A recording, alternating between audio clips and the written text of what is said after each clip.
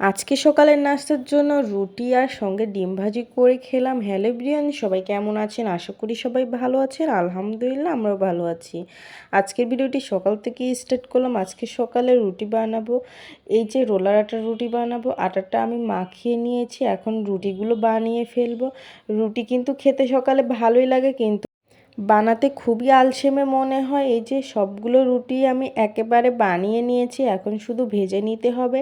আর সকালে রুটি বানানো আলসেমে, তারপরে মেয়েকে খাওয়ানোর একটা বিষয় থাকে। ছেলে মেয়ে যেহেতু খেতে খুবই লেট হয়, ওরা মুখে নিয়ে বসে থাকে। আবার স্কুলে যে মেয়ের বায়না থাকে, সে প্রথমেই বসতে চায়, মানে দ্বিতীয় বেঞ্চে সে বসতেই চায় না, তাকে ফার্স্টে বসতে হবে। সেই জন্য সব কিছু মিলিয়ে সকালে তেমন একটা রুটি বানানো হয় না সময়ের অভাবে। আজকে রুটি বানালাম, আপনাদের ভাইয়া বলে রুটি খাবে বললো। তারপরে এই যে রুটি বানিয়ে ফেললাম। সবগুলো রুটি কিন্তু আমি বানিয়ে নিয়ে তারপরে ভেজে নিলাম। রুটিগুলো ভাজা হয়ে গিয়েছে, ওই তাওয়াতেই আমি কিন্তু আবার ডিম ভেজে নিচ্ছিলাম। সকালে রুটি দিয়ে ডিম ভাজি খেতে আপনাদের কার কার ভালো লাগে অবশ্যই কমেন্ট করে জানাবেন।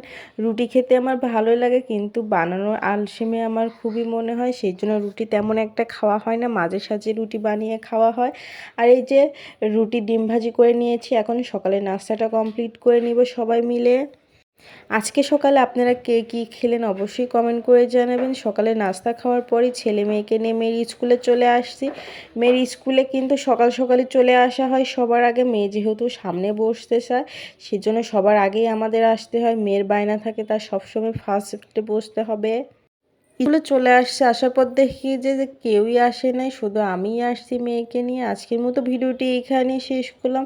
এই সকালে মিনি ব্লগটা আপনাদের কাছে কেমন লাগলো অবশ্যই কমেন্ট করে জানাবেন। আজকের মতো ভিডিওটি এইখানেই শেষ করলাম। আর নতুন নতুন ভিডিও নিয়ে আবারও আসবে। এই পর্যন্ত আপনারা ভালো থাকুন, সুস্থ থাকুন। আল্লাহ হাফেজ।